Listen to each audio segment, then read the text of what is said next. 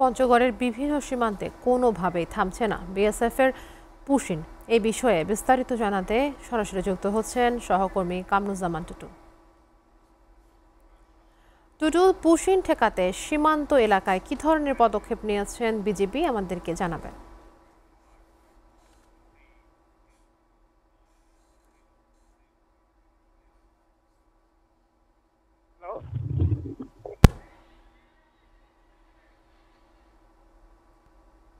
তিন দিকে ভারতীয় সীমান্ত।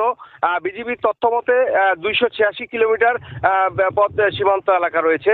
তার মধ্যে পঞ্চগড় 18 ব্যাটালিয়ন 136 কিলোমিটার দেখে এবং 129 কিলোমিটার দেখে 56 ব্যাটালিয়ন নীলফামারী, আর বাকি 21 কিলোমিটার দেখেন ঠাকুরগাঁও ব্যাটালিয়ন। আপনাকে জানিয়ে রাখি, গতকাল শনিবার ভোর রাতে পঞ্চগড় দুটি সীমান্তে দিয়ে মোট 15 জনকে পুশিং করছে। এদের মধ্যে 5 জন পুরুষ, 5 জন নারী এবং 5 জন শিশু।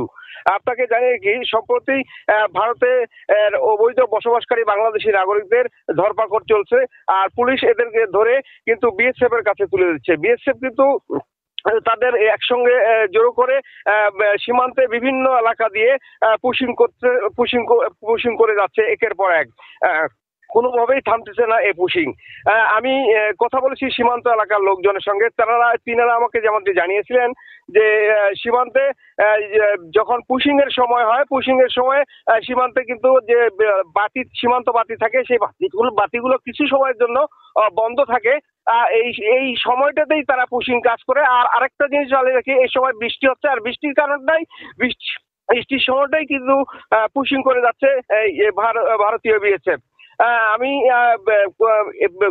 কথা বলছি পঞ্চগড় 18 ব্যাটালিয়নের সিও মনিরুল ইসলামের সঙ্গে। তিনি আমাকে জানিয়েছেন পুশিং ঠেকাতে কিন্তু সীমান্তে কড়া নিরাপত্তা এবং নজরদারি জোরদার করেছেন।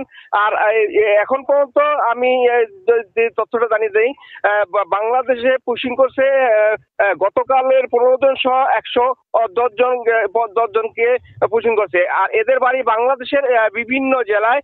তারা 2 বছর, কেউ 3 বছর, কেউ 5 বছর আগে ভারতের বিভিন্ন সীমান্তে বিভিন্ন প্রদেশে তারা অবৈধভাবে বসবাস করে আসছিল, এবং তারা সেখানে কিন্তু কেউ গৃহকর্মী, কেউ নির্মাণ শ্রমিকের কাজ করে আসছিল।